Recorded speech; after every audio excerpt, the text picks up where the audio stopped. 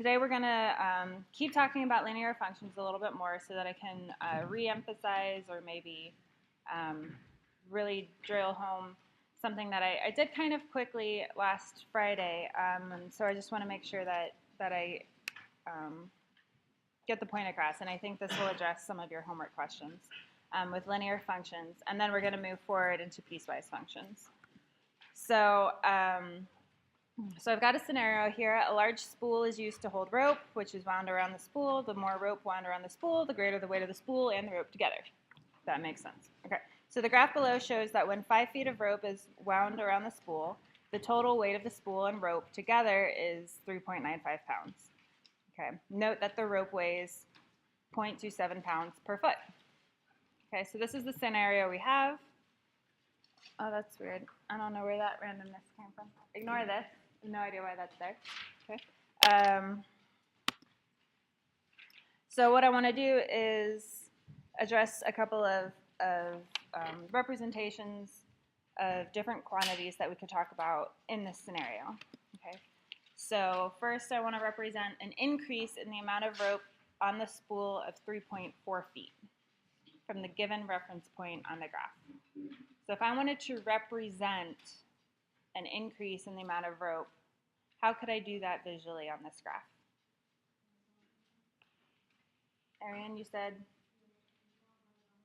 I could draw a horizontal line. Okay, so if I come to the point, the reference point on the graph, and from there I could draw a horizontal line, let's say maybe about that long. And so this would be a length of 3.4 feet, right? Okay. So that's a way to represent a change, right? An increase in the amount of rope. So then if I want to address this question, how much will the total weight of the rope and spool change when the amount of rope on the spool changes by 3.4 feet? So what information do we need to have in order to answer this question? Yes? How much rope we have and how much each footage of rope weighs. Okay, so how much each foot of rope weighs? How much was that?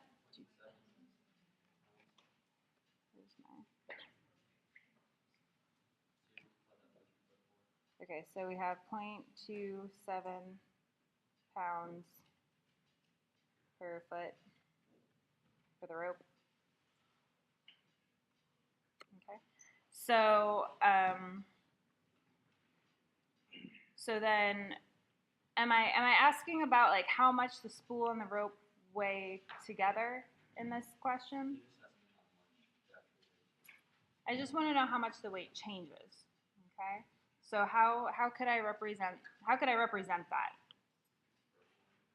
A vertical line, right? Because on the vertical axis we have weight. Okay. Now, if I were to draw a vertical line from all the way down here and up, what would I be representing? The total weight, right? And I just want the change in weight.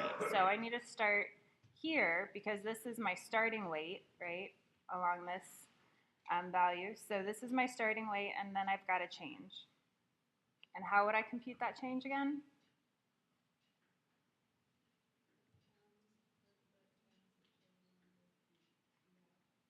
So pounds per foot, so that was 0.27 times 3.4 feet, right? I don't need to multiply this out because I'm just representing something, right? Like it's of no concern to me at the moment what that actual number is, but I've done a good job of representing the scenario here, and that's all I care about, right? So, okay, cool. So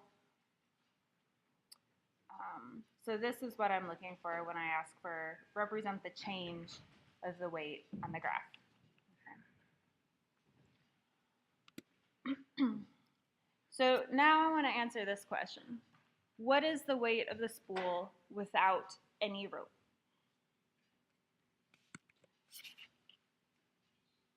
Okay. Go -5 feet.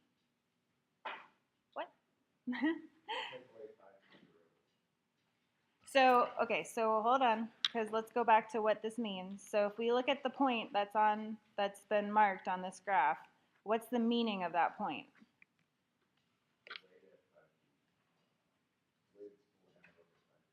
Okay, so when we have 5 feet of rope, the weight of the spool and the rope together is 3.95 pounds. So you want to take away 5 feet. Got it. Sorry, that didn't compute for a second. So how might I represent that?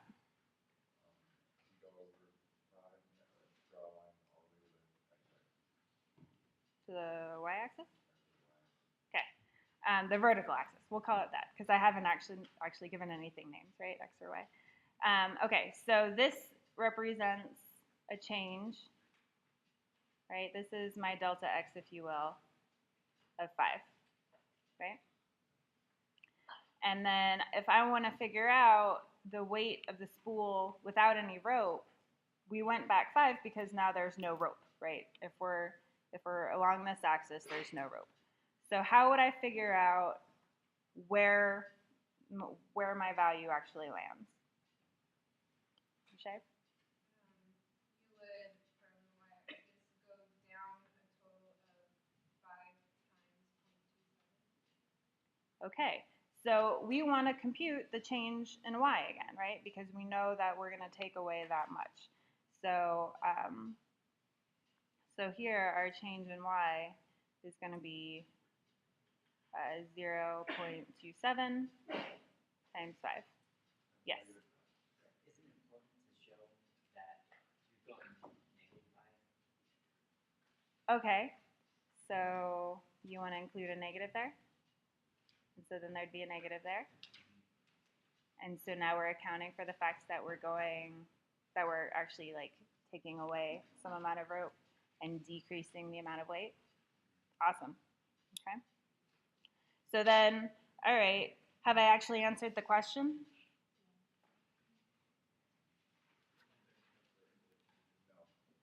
So what have I found so far? The change in weight, right? But I didn't ask for the change in weight. I asked, what is the weight of the spool? So how would you actually, what do you do? What do you give? Yeah.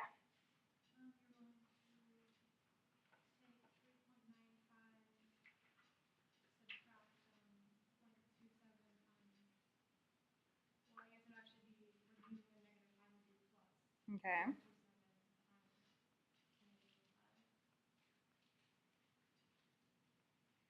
Okay. So if I want to like really hone in on what all of these quantities are, what do I have here? This is sort of like my given or starting value, right? In the scenario, right, as it was provided. And then this is representing what? The change. And when we do that, and when we look at this whole sum, what is that producing? So it's some new value, right, of the weight, which we've designed because of the change that we chose in the length of the rope. This is the weight of the spool. Okay. How does that feel? Okay? Okay. So then, can we use this strategy to actually define a function that will give us the weight of the spool and the rope using the provided point for any amount of rope? And I don't want to use y equals mx plus b.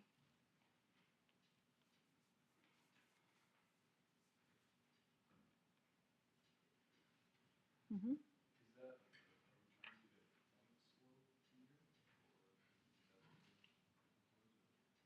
That might be related. Not so concerned about the names, more concerned about what the quantities represent and why it makes sense to combine them. Okay? So again, up here, what did we do? We were interested in a new weight value, right? We took our given weight and we computed how much change in weight would occur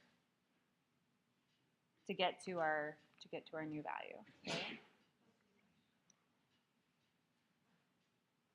So part of me doesn't want to erase that, but I need the space. Okay, so let's imagine, okay, well, first of all, if I'm trying to write a function rule for w of x, where w of x is the total weight of the spool and the rope, then what am I inputting into my function? What's the input? Yeah?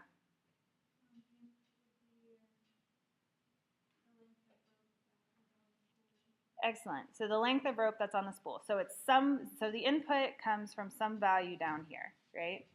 So if I don't have a specific numerical value that I'm concerned with, I represent that using a variable, right? Because that amount can change. So I'm going to call it x, because that's convenient, right? So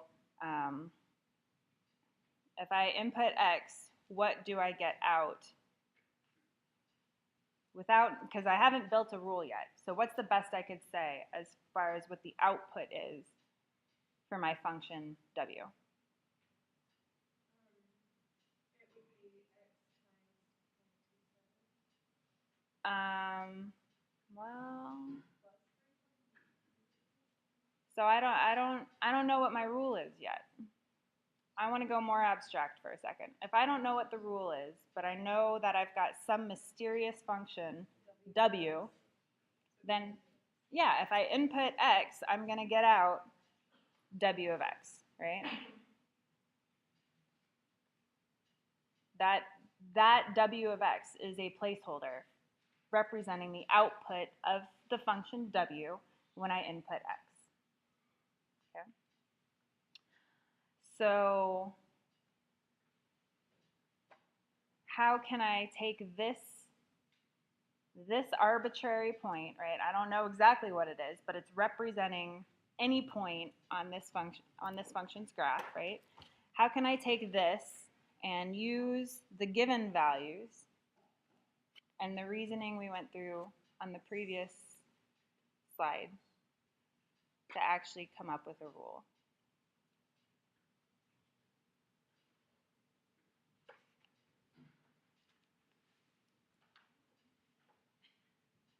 What information do I know about the scenario?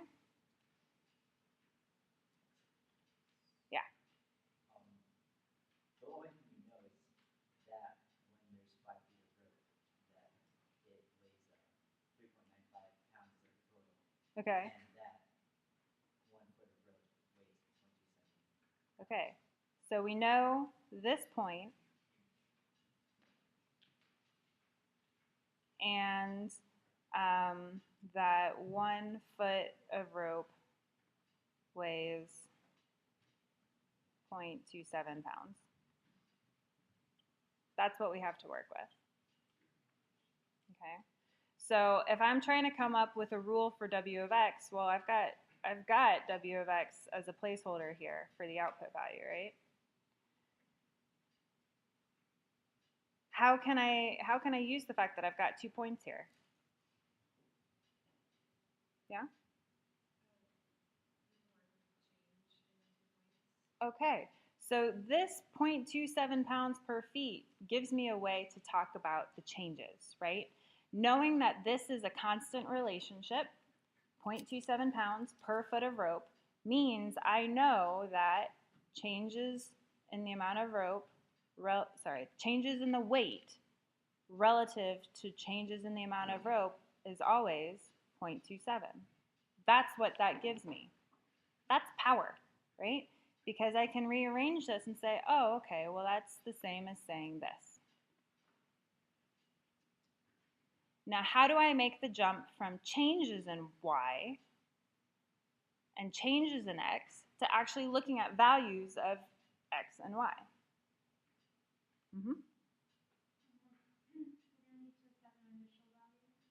Okay, so we have our initial value. That was the given point. Then what can we do? What's my final value? Okay, so what I'm interested in at the moment, right? So if I wanted to talk about changes in x right now, how could I represent that? Okay, so changes in x can be represented with a horizontal line. How do I compute the length of that line?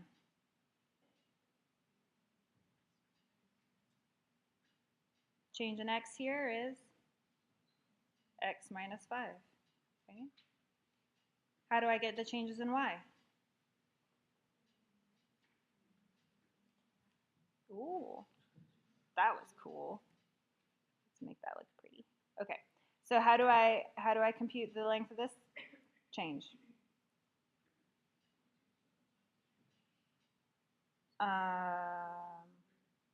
Yes, so that's one way that I could represent it. So absolutely, this could be seen as 0.27 times the change in x, which we've now seen is that, right? What's another way that I could represent that?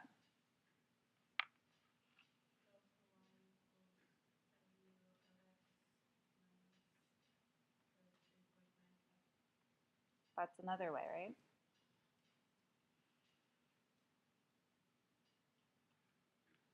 Well, we've just said, right, that delta y equals k delta x. That's this first representation right here. But we can also like brute force it and say, hey, that's also w of x minus 3.95. So if I combine those two pieces of information, I've got w of x minus 3.95 equals 0.27 times x minus 5. If I want to polish this up and make it look pretty,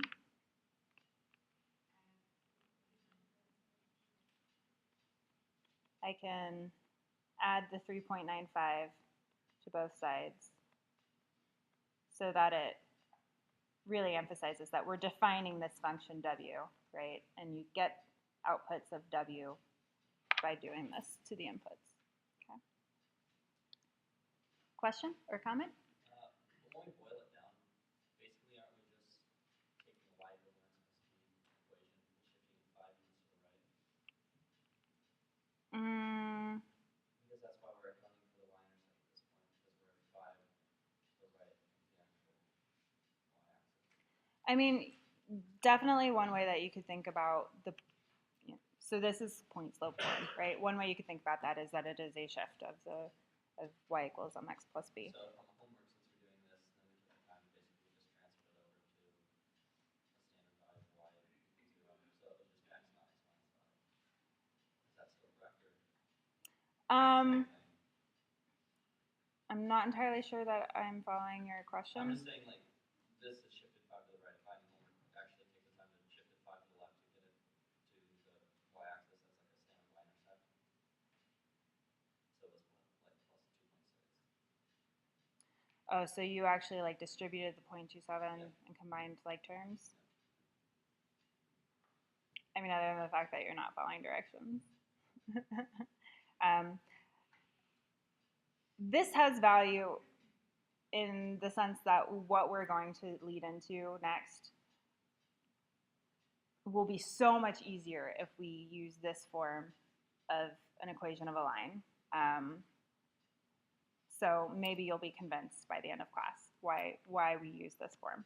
Okay. All right. Does this help you frame the homework that was due today about what my expectations are when it comes to the reasoning about the quantities involved in coming up with a line, the equation for a line? Is this helpful? All right, so to summarize, right, if we have a constant rate of change relationship, then we know delta y equals k delta x. Changes in y are proportional to changes in x. If we're given a single point, a, b, relating x and y, we can build an equation to model the values between any x and the corresponding y. Right? And in order to relate the actual values of x and y instead of just changes in those quantities, we can reason about new y equals the given y plus changes in y. which can be seen this way, and end up giving us our final form. Okay. Notice this b is not the b from slope-intercept form, right? This is just a given y value. Okay. Is that okay? All right. Then we're going to move forward. So, so this is where I will hopefully convince you that this was all worthwhile, okay, and not to just go back to your y equals mx plus b history, okay.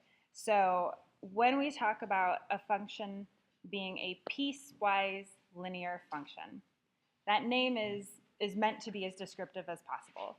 What we're talking about when we talk about a piecewise linear function is a function that has a constant rate of change in one interval, and then a constant rate of change in another interval. And those rates may be different, but they're always a constant rate within each given interval. So for instance, I could have a function that has a rate of change of 2 over the interval -2 to 1. So when you read this, this sentence, this is an interval, not a point, and passes through the point -1, 1. Okay? And so I've got that much represented right here. Okay? But then I want the same function to have a rate whose rate of change is -1/2 over the interval 1 to 5, and whose graph connects with the first interval's graph. Okay, so if we're starting, if the second piece of the graph starts where the first one left off, then it should start up here and continue. Right? Can you visualize what it might look like?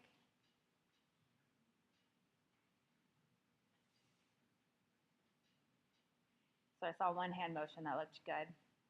What is it going to do? Is it going to be increasing, decreasing? It's going to be decreasing, right? Because the rate of change for the second piece is -1/2. So this is an example of a piecewise linear function. This particular one is made of 2 pieces, right, over 2 intervals, where each piece is linear. So how can we build the function to represent this graph? Can I do it all in one line? Will one rule give me this graph? No, right? I need to come up with an equation for this piece and then another equation for the second piece. So let's do that, okay? Take a minute to come up with an equation for the first piece.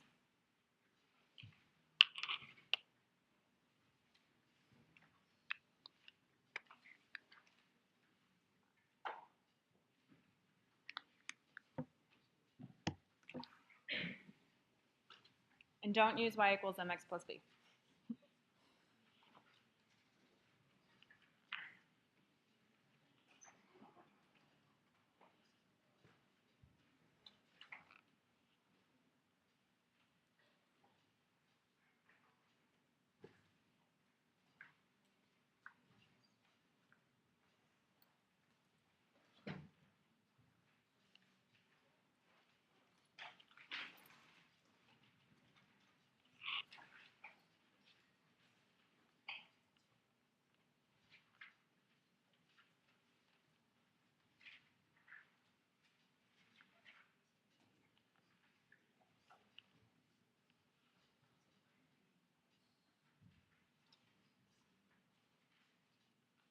All right, that's about how long that should take, I think. So do you have an equation for me? Oh, maybe not. You need more time? More time. Okay. I'll get you started. We're going to call this f subscript 1.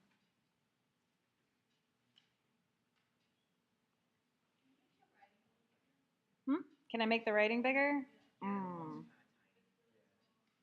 don't think I can, but what I could do is I can tell you what it says. So a rate of change of 2 over the interval -2 to 1 and passes through the point -1, 1.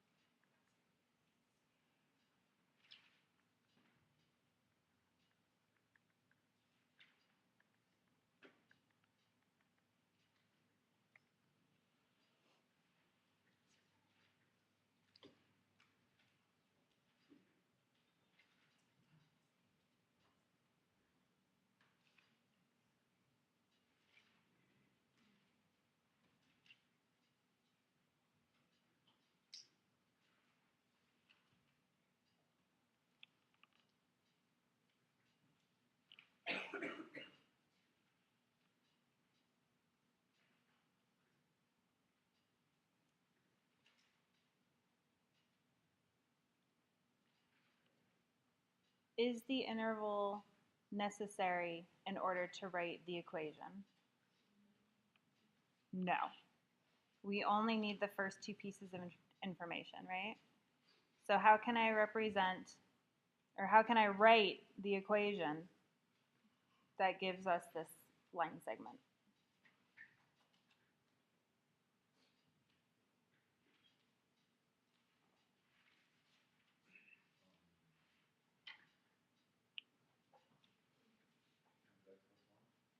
Two times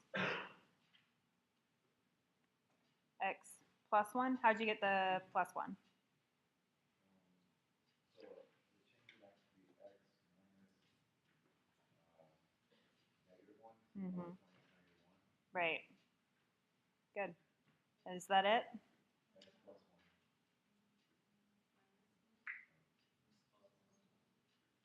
So I heard a -1 and a plus 1. Which is it? Plus? Yeah. So you could imagine, you know, if you had your changes in y, it would be like y minus 1, right? Because that was the initial y value, equals the constant rate of change value times the changes in x, right? And then if you rearrange, you get this. So changes in y equal k times changes in x. Rearrange, that gives you this formula. Okay. Now, the tricky thing is when we get to the second equation, right? Because they don't give us a point, right? All they tell us for this second piece is the constant rate of change and that it meets up with the first piece. So notice I've already done some of the work in the sense that I gave you this point, right? So the first piece ends when x is 1, and that means its value is going to be the function's value at 1. Now, since this rule is valid for x's between -2 and 1, then we would actually be able to compute that value. But the beautiful thing is, we don't have to, right? Because we can represent it, okay, just by using the notation f of 1. So if I wanted to write down a rule for the second piece, what's the rate of change? -0.5. What would be a change in x? So this is our initial starting point for the second piece. So x minus 1. What's the starting y value? F of 1. Right? Well, okay. We're going to make that not matter anymore in a second. But yes, you're right. As written is f sub 1. Okay, and then that will apply to all x values between 1 and 5, right? Question? Can you explain again the 0.5 times x minus 1?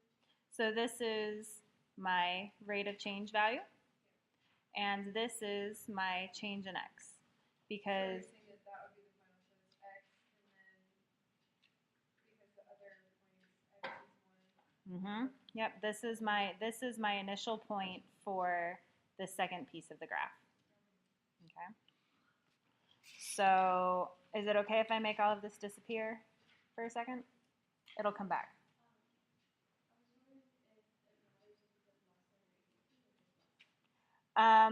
Okay, well, so there's technically like open parentheses on this interval. So at the endpoints, it should not include. Now notice I did put a less than or equal to on this one. technically I could have put it here as well. So why, well, actually that's a lie. Why didn't I? So why did I put it here? I put it up here because I need the function to be defined at 1, right? And since I'm using the function value at 1 in the next line, I need that to be defined previously, okay? Okay, so let's take a look. Is that okay? It's gonna disappear, just momentarily. Is that okay? There we go. So there's our first function definition. There's our second function definition.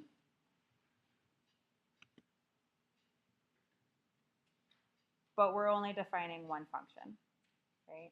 And so the way we do that is we take the two rules and we define a piecewise function, right? So f, the function f, is defined in 2 pieces. Here's the first piece right here. Here's the second piece right here. And so we just use the curly brace to introduce a piecewise function. Okay? Is that cool? And then you look to the right. And so when you're handwriting, a lot of people will write the word if. When you're using graphing calculator, you use a comma. Okay, like I had handwritten before. Okay. All right. Oh. You had said that when you skipped over, when you changed over to the final one, that the after one wouldn't matter. That's sub one, but in there, it still was there. What was still there? The F sub one. In the final? This is Right. the final? Right. There's no more f sub 1. Oh. Oh, that shouldn't be there. That should just, that was a typo. That should just be f of 1. Okay, good catch. Thank you. All right. So let's see. A function that has a constant rate of change, but different constant rates over different intervals. That's what we're talking about. So let's just visualize, right? So constant rate of change forever, okay? Oh. Actually, I have one more question. Okay. You had 3 parts.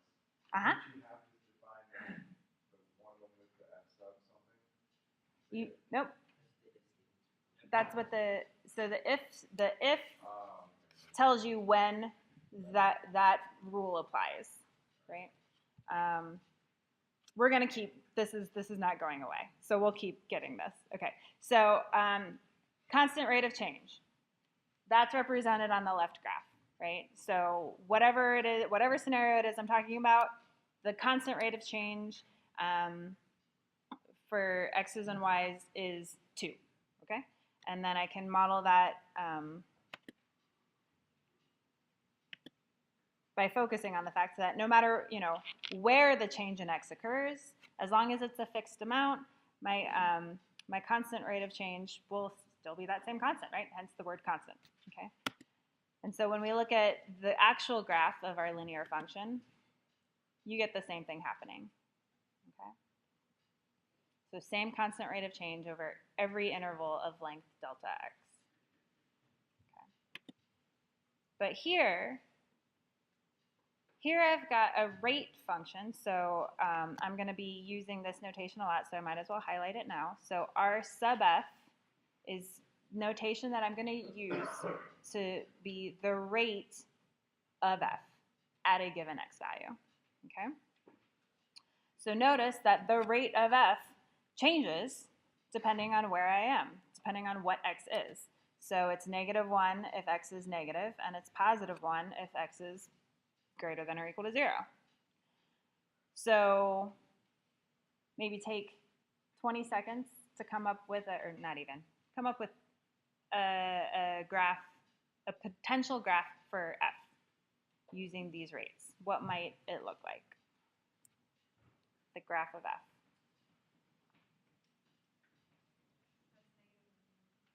So the rate, so I want a graph of a function f that has a rate of change of -1 when x is negative and a rate of change of +1 when x is positive. Look like a V? So you're thinking like that? Okay. Is that the only thing it could look like? I see one of these. Yeah? Well, that could be anywhere on the y-axis, right? Ah, okay. So I haven't given you a starting value anywhere, right? So it could also look like that or that, right? There's lots of possibilities because we haven't actually given initial values, if you will, okay? But this is the idea, okay? So is everybody comfortable with seeing the relationship between the left graph and the right graph? So the constant rate of change of f is -1 to the left of, when x is negative. And so if we come over here to the right graph and we were to pick,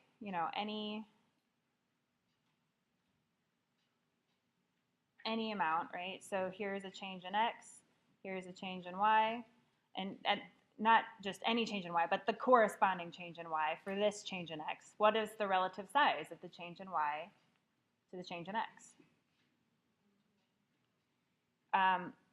Yeah, so the change in y is negative. So, but the magnitudes, if you will, are both the same. So it's a 1-to-1, but negative. Okay. So so the relative size would be, or if we were to actually do this, we'd get -1 over here, and then if we were to do the same thing over here, not drawn well, but okay, and we were to look at a change over here and a change over here and compare the relative size, we'd get +1. And that's what's reflected over here. Okay. Cool. Okay. It's that time. Right? Boo. Okay, so taxes. Thought it would be an appropriate example. So this is a table that sort of shows a sample of how you can figure out your taxes, right? So if you make $23,417 and you're single, then you can use this table and figure out, okay, well, so $23,417 is between these two values, right? So I'm going to look at this horizontal line. I'm single, so I'm going to look in the first column, and that's going to tell me I'm paying $3,095. Okay. Now, that's the way this table works. Clearly, if I make a different amount of money, I'm going to pay a different amount of tax, right? But it sort of happens in jumps, okay? So the thing I want to look at is this, okay? So this is a function giving us the tax rate depending on your income, okay? So x is the amount of money that you're making, okay? And so if you only make up to $8,370, then you're going to be taxed on that amount at 10%. Okay? Now, if you make more than $8,300, let's say you make $17,000, okay? Then the first $8,370 that you make will be taxed at 10%. But then the next up to $17,000 that you make is going to be taxed at 15%. Okay? Let's say you're balling and you make $1 million. Okay? So the first $8,370 you make is going to be taxed at 10%. And then up to $34,000 from the $8,300 is going to be taxed at 15%. And it increments. Okay? So all of your money is not taxed at the same rate. That's what's being conveyed here. Does that make sense? Is this okay? This is the applicable stuff, right? You want to know this. So, okay. So if I'm given this much information, though, I mean, knowing the tax rate is fine and dandy, but I want to know how much I'm actually paying the government, right? How can I take this information and come up with a function to tell me how much money I've got to pay Uncle Sam? Okay, that's what I want to figure out right now. So Anybody have any ideas? Too big of a question? So what are we saying? For every dollar you make up to $8,370, you're going to be taxed at 10%. What does that mean? If you make $100, how much are you paying in tax? $10. If you make $1,000, how much are you paying in tax? $100. What is this 0.1? That's the rate, right? It's a constant rate for any amount of money you make between $0 and $8,370. How can you use that to come up with a function to tell me how much money you're going to pay?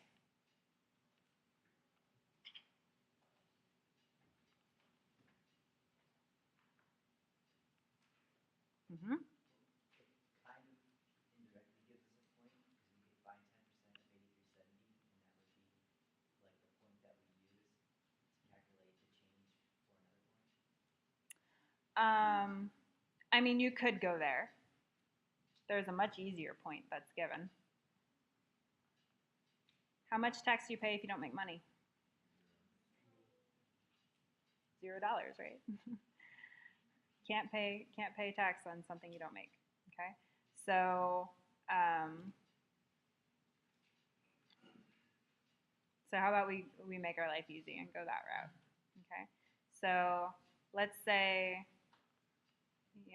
the tax that you pay is a function of how much money you make.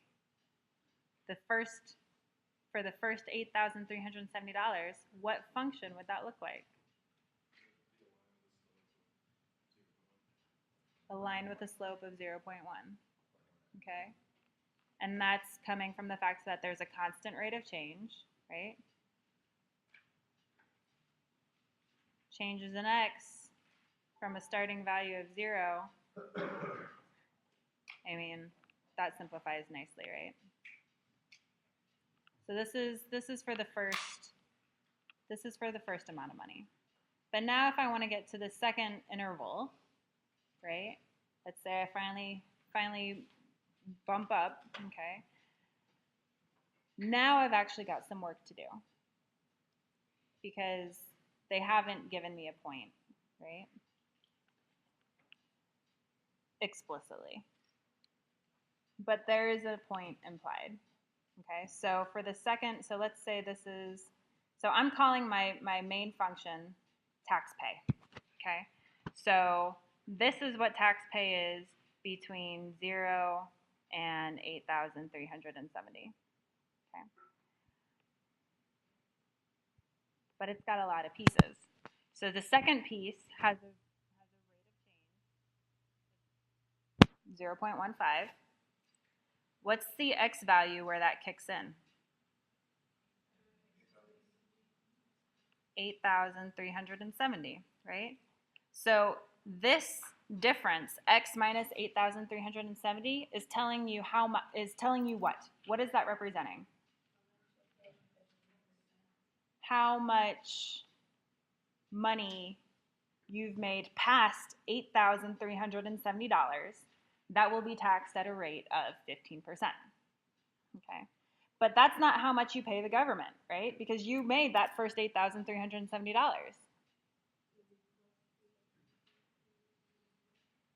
Well, you don't pay them as much money as you made. That would be really sad. That'd be 100% tax rate. We don't like that. But it would be whatever the amount of taxes is that you paid on that first $8,370. Well, I could compute it, but that could get nasty after a while. So why don't I just use the fact that I've got a function called tax pay that will spit out the amount of taxes I paid on the first $8,370. Okay, and that's going to give me the amount of taxes that I owe in this range of income. Okay, so I've done all of that hard work, right? And so here is my function. Okay, So at each new line, so this is again showing for the first 8,000. Oh, somehow it changed to 375. For that first amount of money, I get taxed at 1%, and then for the increased amount past that baseline, I get taxed at 15%, but I still have to keep track of the fact that I pay this much on the first $8,375 I make, right? And then again, this tax right here, tax 34,000, is actually keeping track of all of the taxes I'd pay at 15% on this, on the money in this range, right?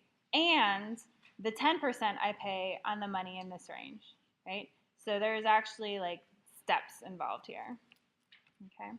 Now, I didn't have enough time. I'm running out of time, so we're not going to answer all of these questions today. But I do want to show you what you need to know to start your graphing calculator homework. That's going to be posted. So let me get through all of these questions, which were really good questions, and we'll revisit them. So in order to make a piecewise function in graphing calculator, you introduce your function. Whoa, oh, I'm not in calculator mode, sorry. You introduce your function. Let me go. It's not letting me go. New box. Okay. F of x, if you will, equals, and then you press Control A, and that gives you a piecewise. And if you want another line, Control A again, and another line, Control A again, until you have as many lines as you need. And so then you'll just type in your functions and a comma and put in the ranges for your x values. Okay? All right, thanks, guys.